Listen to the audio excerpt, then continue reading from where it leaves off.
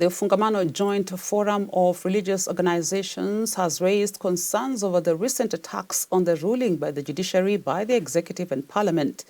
Addressing the press, the forum defended the constitution, saying that disobeying the law is causing trouble and abetting chaos in the country.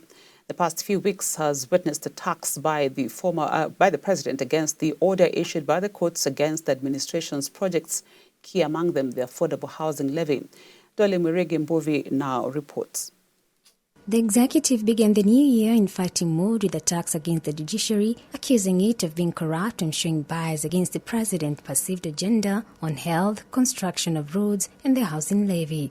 The president turned his attention to the judiciary on grounds that the unfavorable ruling was stalling his campaign agenda, yet on some of the issues, even government agencies addressed valid objections for violating the constitution. With this in mind, the Ufungamano Joint Forum of Religious Organizations has added its voice in raising concerns in the recent attacks of the rulings by the judiciary against the executive and parliament. The forum says that the judiciary should not be intimidated by anyone. The judiciary is the key defender of the constitution and the rights of the citizens, big or small.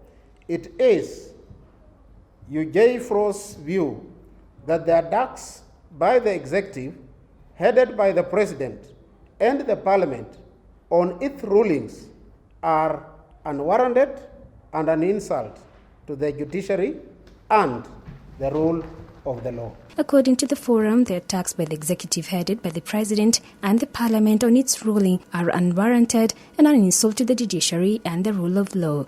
It is true the government was erected on the platform of Christianity or faith. But now the government of Kenya works to the constitution, to the laws, which have been voted by everybody in the public.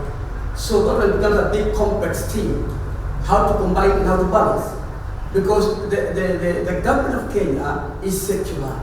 It is not a religious government. We have got Muslim, we have got here, we have got Hindu, and other people. So balancing all those laws calls for complex thinking in terms of balancing, in terms of bringing up a moral, which you actually help all Kenyans.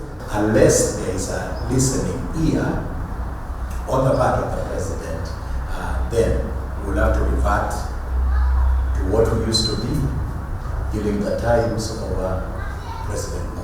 The forum now says that the allegation of corruption in the judiciary by the executive and parliament requires serious investigation in accordance with the law, and in the meantime, disobedience of court rulings and court orders is not an option because all Kenyans are bound by the rule of law.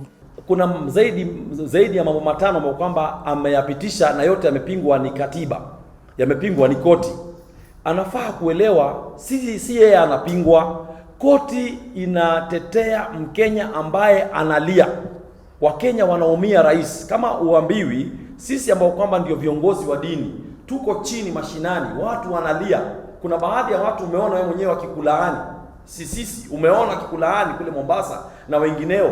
Kwa hivyo hizi laana zinazokuja, hizi uchungu unatoka kwa watu, itakuja kuleta shida mahali. Dole Mwirigi Mbuvi for Hope TV, Nairobi.